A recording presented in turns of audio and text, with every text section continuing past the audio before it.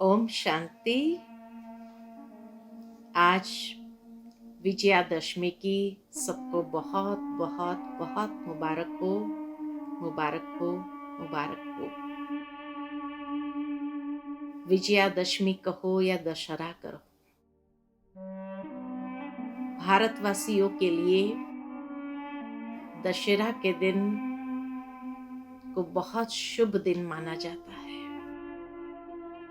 कोई भी शुभ कार्य करना होता है तो आज दशहरा के दिन करते हैं। सारा दिन के लिए ही कहा जाता कि बहुत शुभ मुहूर्त है, और क्यों ना हो, क्योंकि 10 सिरों वाला रावण को जो संपूर्ण रीति से मार दिया, लेकिन सचमुच क्या हमने अपने जीवन में से उस रावण को समाप्त किया है? रावण यानी कोई 10 सिर वाला नहीं, लेकिन जो मनुष्य के अंदर रही हुई बुराइयां हैं, यही तो रावण है। इसलिए कहा जाता है कि रावण रुलाता है। वास्तव में मनुष्य की अपनी ही कमजोरियां उसको रुलाती है, अर्थात परेशान करती है। और जीवन में जब भी ये कमजोरियां उभरती है तो कहीं ना कहीं व्यक्ति का विवेक समाप्त हो जाता है, और तभी उसको जीवन के अंदर परेशानी का अनुभव होने लगता है। इसीलिए रावण को दिखाते हैं शास्त्रों के अंदर कि रावण कोई असुर नहीं था,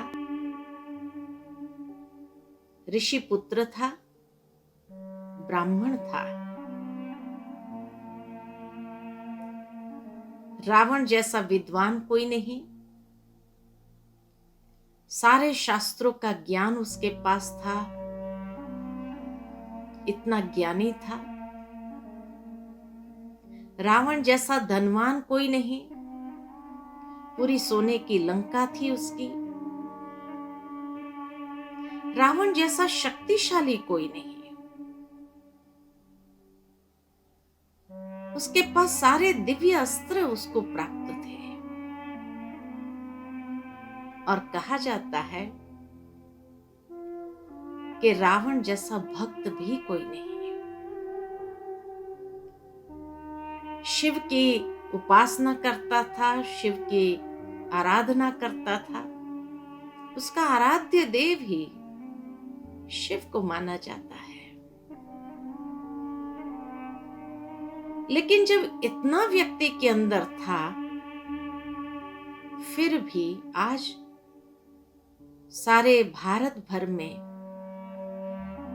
उसके जगह जगह पुतले बना बना करके जलाते हैं। तो ये हमारा दुश्मन कैसे बन गया? पुतला तो हमेशा दुश्मन का ही जलाया जाता है, तो रावण हमारा दुश्मन कैसे बन गया? भावार्थ यही है कि अगर आज की दुनिया में देखा जाए तो सारी दुनिया एक रावण राज्य है। रावण का राज्य लंका में खाली नहीं था। लंका एक टापू जैसे दिखाया है, जहां तीनों तरफ पानी है, बीच में जमीन है। तो अगर सारी दुनिया को अगर देखा जाए तो यह सारी दुनिया भी एक टापू है, जहां 3 हिस्सा पानी है और 1 हिस्सा जमीन है। अर्थात एक ऐसे रावण राज्य में आज हर इंसान जी रहा है। इसीलिए रावण को अपना शत्रु मान बैठा है, तभी तो जलाते हैं। दुनिया के अंदर मनुष्य भी ऊंची जाति के होने के बावजूद कभी कभी उनके कर्म किस तरह के होते हैं। रावण जैसा विद्वान होने के बावजूद भी उसने सीता जी का हरण किया, एक घिनौना कर्तव्य किया।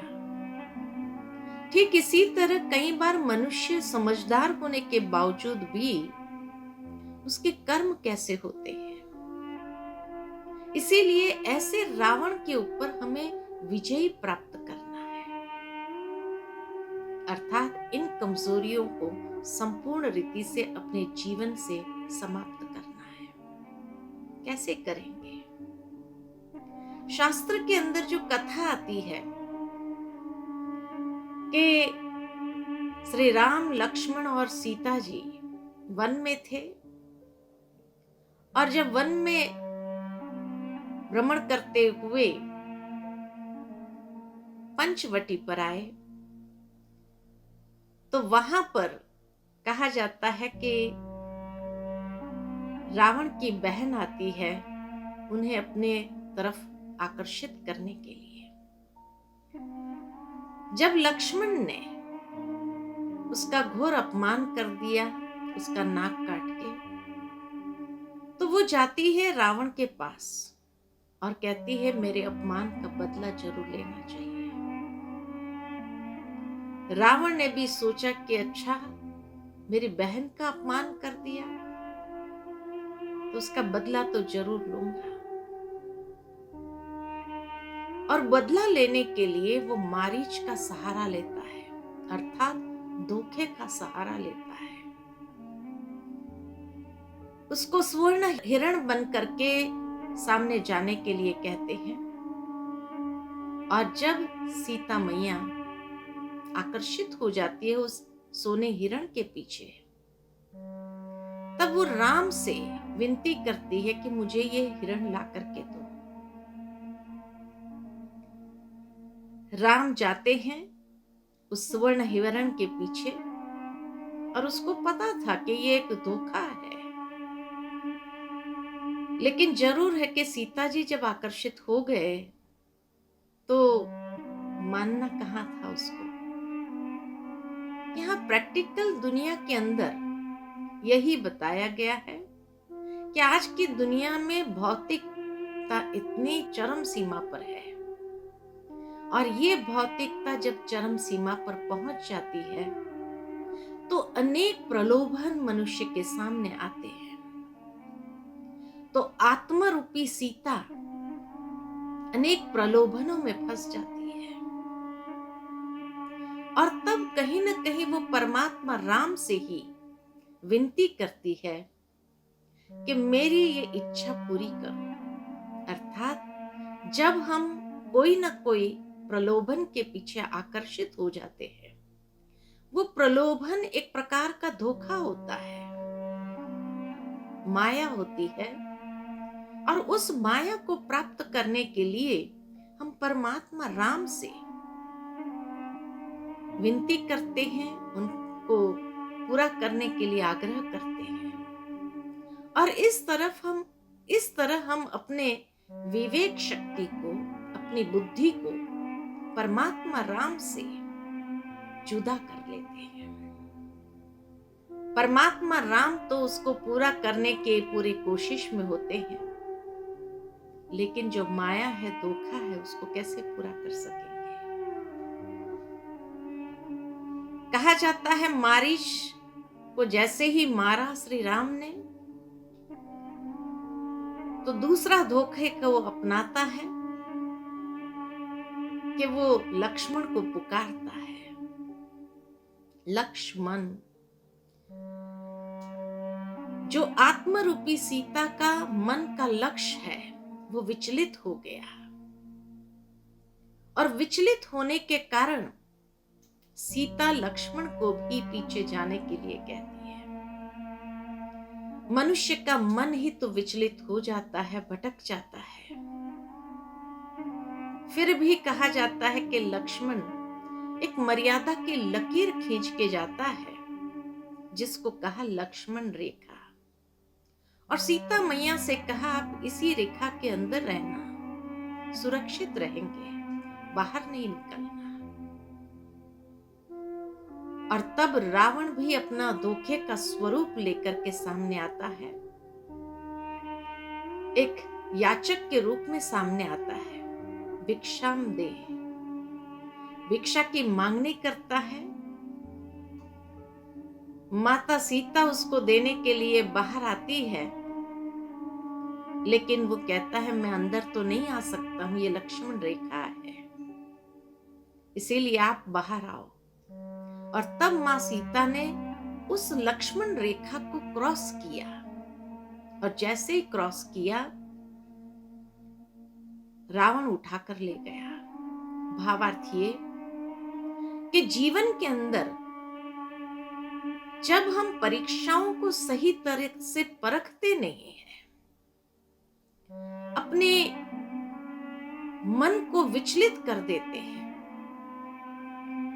और इसीलिए जो मर्यादा की लकीर हमारी होती है, उस मर्यादा की लकीर के अंदर आत्मा को रहने की आवश्यकता होती है। लेकिन कलयुग है, एक तो प्रलोभन के पीछे मन विचलित हुआ,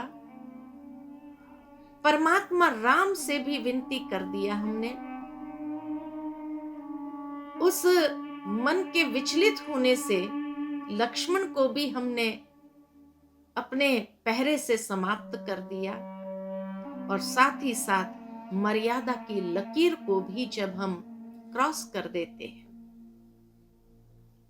दुनिया में कहा जाता किसी को मदद करना चाहिए, जरूर करना चाहिए, परंतु मर्यादा की लकीर में रह करके किसी को मदद करें। लेकिन जब कोई मर्यादा की लकीर को क्रॉस करके मदद करने का प्रयत्न करते हैं, तो जरूर है वो रावण उठा करके ले जाता है।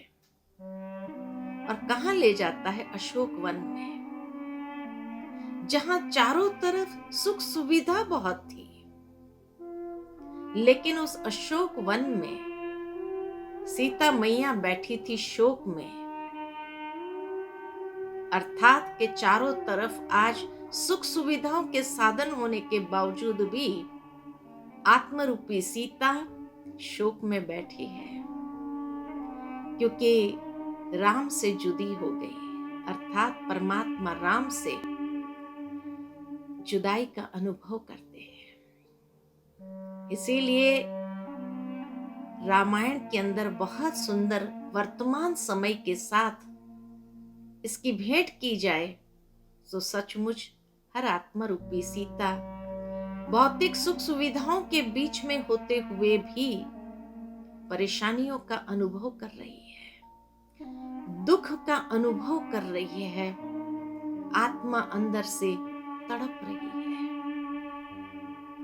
तब कहा जाता है कि परमात्मा राम आते हैं और आकर के उस रावण को, सीता जी को वापस लौटाने के लिए हनुमान जी को भेजा, अंगद को भेजा, लेकिन उसके बावजूद भी जब उसने नहीं लौटाया, तब आक्रमण होता है और उस रावण का खात्मा होता है। लेकिन कहा जाता है कि रावण का एक सर काटते थे तो दूसरा निकल आता था, दूसरा काटते थे तीसरा निकल आता था, मर नहीं रहा था। फिर जब उसको बताया गया कि नाभि में मारो, नाभि अर्थात के जहां से आत्मा की सारी नाड़ियां शरीर के साथ जुड़ी हुई होती है। भावार्थ है कि आत्मा की जो नाड़ी है वो है उसकी विचार शक्ति, संकल्प शक्ति, और जब उस संकल्प शक्ति से उसको समाप्त किया जाए, उस नाड़ी पे उसको तीर मारा जाए, तब जाकर के सारे अशुद्ध संकल्प जब समाप्त हुए तो अंदर में परिवर्तन आता है। अर्थात संपूर्ण रावण का खात्मा हुआ और हम अपने जीवन के अंदर उस बुराई के ऊपर जब अच्छाई के आधार से जीत प्राप्त कर लेते हैं। क्योंकि वैसे अगर बुराई को मारा जाए तो दूसरी बुराई उभर आती है, एक बुराई को समाप्त की तो दूसरी खड़ी हो जाएगी। लेकिन अगर उसका रिप्लेसमेंट अच्छाइयों से किया जाए तभी तो वो संपूर्ण रीति से समाप्त होगा। और उसके लिए दृढ़ संकल्प करना बहुत आवश्यक है, क्योंकि दृढ़ता से ही उस बुराई के ऊपर संपूर्ण विजयी हो सकते हैं। तो इस तरह से हम भी अपने जीवन के अंदर दृढ़ संकल्प के आधार से परिवर्तन ले आए, उस रावण के ऊपर जीत प्राप्त कर ले, कमजोरियों के ऊपर जीत प्राप्त कर ले, और सदा आत्मिक ज्योत को इस कलयुगी रात्रि के अंदर जागृत रखे, ऐसा जागरण करें और विजयदशमी को सही अर्थ में मनाए। तब श्री राम की जय जयकार चारों ओर हो सकती है, अर्थात आत्म राम की भी जय जयकार चारों ओर हो सकती है परमात्मा राम के साथ। परमात्मा राम हमें विधि बताते हैं, आत्मा राम को पुरुषार्थ के आधार से उन बुराइयों के ऊपर विजय प्राप्त करनी है। तो आए सच्चा दशहरा हम बहुत सुंदर तरीके से मनाएं और अपने जीवन के अंदर उस प्रकाश का अनुभव करें, उस स्वतंत्रता का अनुभव करें, उस फ्रीडम का अनुभव करें और संपूर्ण रीति से अपने जीवन को समृद्ध करें अनेक प्रकार के वैल्यूज से, क्योंकि वैल्यूज आएंगी तो वीकनेस खत्म होंगे। जब जीवन के अंदर मूल्य आएंगे तो कमजोरियां समाप्त होगी। इसी आधार पर हम अपने जीवन को मूल्यों से समृद्ध करें और इस तरह ये दशहरा मना करके अपने जीवन के अंदर विजय का अनुभव करें। तब कहा विजयादशमी। पुनः सबको बहुत बहुत विजयादशमी की मुबारक हो, मुबारक हो, मुबारक हो। ओम शांति।